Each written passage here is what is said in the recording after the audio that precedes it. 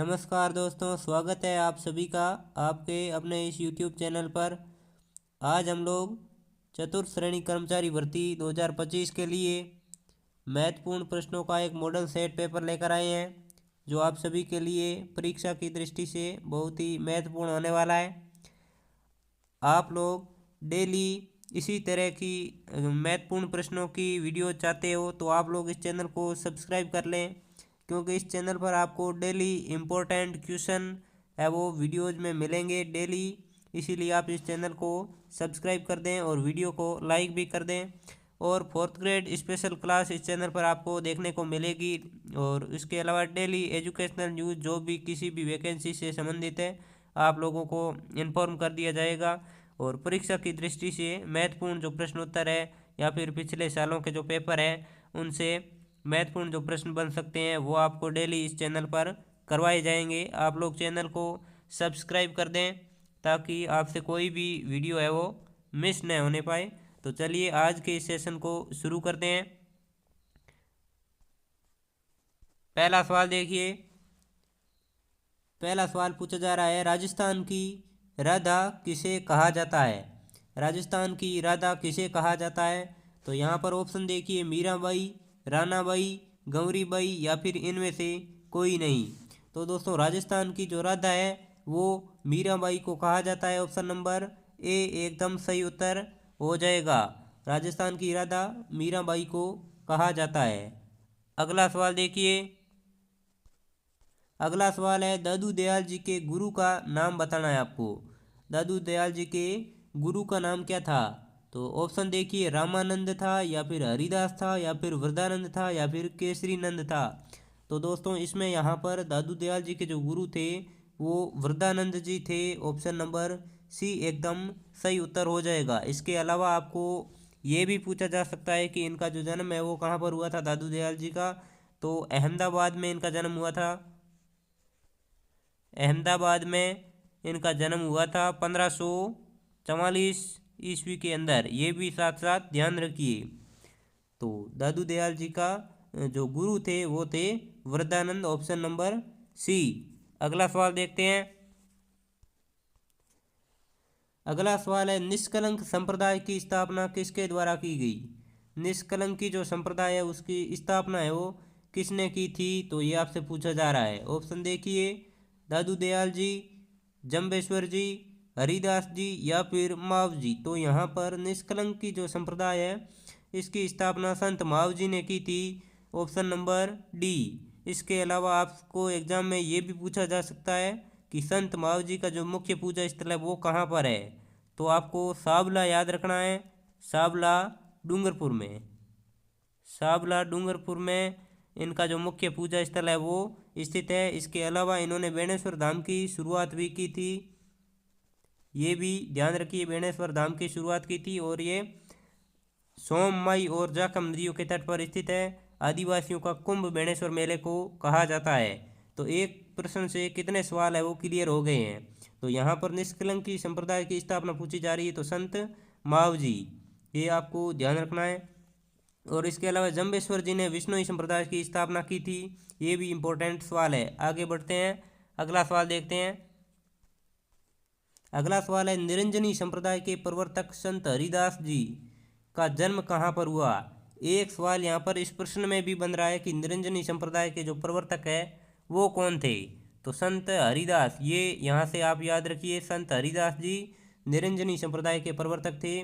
बहुत ही इंपॉर्टेंट सवाल है, आपके चतुर्थ श्रेणी में ये प्रश्न आ सकता है।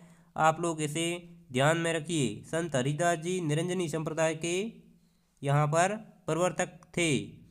इनका जन्म कहाँ हुआ पूछा जा रहा है। तो ऑप्शन देखिए, डीडवाना, नागौर, पाली या फिर जयपुर। तो निरंजनी संप्रदाय के प्रवर्तक संत हरिदास जी का जन्म डीडवाना में हुआ था। डीडवाना यहाँ पर याद रखिए। मैंने यहाँ पर नागौर भी ऑप्शन डाल रखा है क्योंकि आप लोग कंफ्यूज हो सकते हो कि नागौर भी, डीडवाना भी यहाँ पर नागौर में है, लेकिन ये डीप में पूछा जाए तो डीडवाना सही होगा। इसके अलावा यहाँ पर इनकी जो मुख्य पीठ है वो कहाँ पर है पूछा जाए तो गढ़ा डीडवाना में। गढ़ा डीडवाना के अंदर इनकी मुख्य पीठ थी। ये भी बहुत इंपॉर्टेंट सवाल है। एक एक सवाल बड़े इंपॉर्टेंट सवाल है दोस्तों, याद कर लीजिए इन्हें। या फिर नोटबुक में इन्हें नोट कर लीजिए। ये सवाल कभी न कहीं एग्जाम में पूछे गए हैं, इसीलिए मैं आपको यहाँ पर ये करवा रहा हूँ। अगला सवाल देखिए। अगला सवाल है, विश्नोई संप्रदाय के प्रवर्तक संत जाम्बोजी का जन्म कब हुआ था? संत जाम्बोजी जो थे विश्नोई संप्रदाय के संस्थापक थे, उनका जन्म कब हुआ था पूछा जा रहा है। तो आपको ध्यान रखना है भाद्रपद कृष्ण अष्टमी 1451, या फिर भाद्रपद कृष्ण सप्तमी 1450, या फिर अश्विन शुक्ल सप्तमी 1555, या फिर ऑप्शन नंबर डी है चैत्र शुक्ल एकम 1550। तो ये सन में दे रखे हैं, ध्यान रखना सन है सभी ईस्वी सन में। तो यहाँ पर राइट आंसर हो जाएगा भाद्रपद कृष्ण अष्टमी 1451 के अंदर संत जाम्बोजी का है वो जन्म हुआ था। ये आपको ध्यान रखना। और कहाँ हुआ पूछ लिया जाए तो आपको ध्यान रखना है जाम्बोजी का जन्म है वो पीपासर नागौर में हुआ था।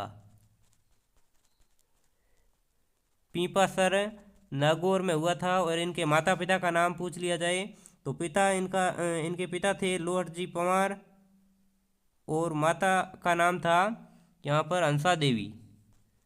इनके माता का नाम था हंसा देवी, माता का नाम इनका हंसा देवी। ये आपको ध्यान रखना है। और प्रमुख पीठ है वो है मुकाम बीकानेर, मुकाम बीकानेर, ये आपको ध्यान रखना है। तो एक ही इस सवाल से 3-4 सवाल कवर हो रहे हैं, सभी के सभी ध्यान रखिए। यहाँ पर अगला सवाल देखते हैं।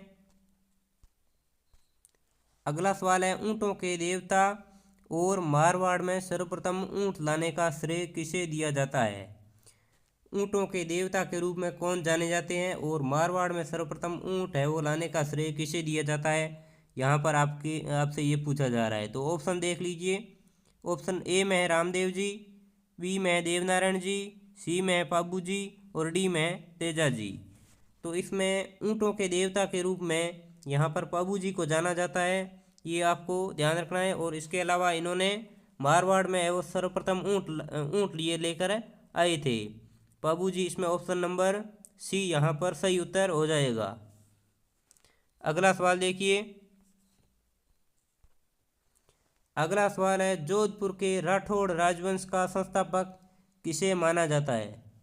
जो राठौड़ थे जोधपुर का राठौड़ राजवंश था, उनके जो संस्थापक है वो किस शासक को माना जाता है? ऑप्शन देखिए, वासुदेव, रावसिया, दुलेराय, या फिर अमीर। तो राठौड़ राजवंश के संस्थापक है वो रावसिया को माना जाता है। यहाँ पर ऑप्शन नंबर सी एकदम सही उत्तर है। जबकि वासुदेव जो है ये शाकंभरी के चौहान राजवंश के संस्थापक थे। वासुदेव है ये शाकंभरी के चौहान के संस्थापक थे। शाकंभरी के जो चौहान वंश थे, अजमेर के आसपास जो चौहान वंश था, उनके संस्थापक वासुदेव थे। और रावसिया जोधपुर के राठौड़ों के। इसके अलावा दुलेराय है ये जयपुर का जो कछुआ वंश था उनका ये संस्थापक थे दुलेराय। तो यहाँ पर जोधपुर के राठौड़ों का पूछा जा रहा है तो रावसिया ऑप्शन नंबर बी यहाँ पर सही उत्तर है। अगला सवाल देखते हैं। अगला सवाल है, रणथंभौर के चौहान वंश का संस्थापक राजा कौन था? चौहान वंश रणथंभौर के जो चौहान थे उनका जो संस्थापक है वो कौन था? संस्थापक शासक कौन था पूछा जा रहा है। ऑप्शन देखिए, कीर्तिपाल, राणा अमीर, गोविंदराज और रतन सिंह।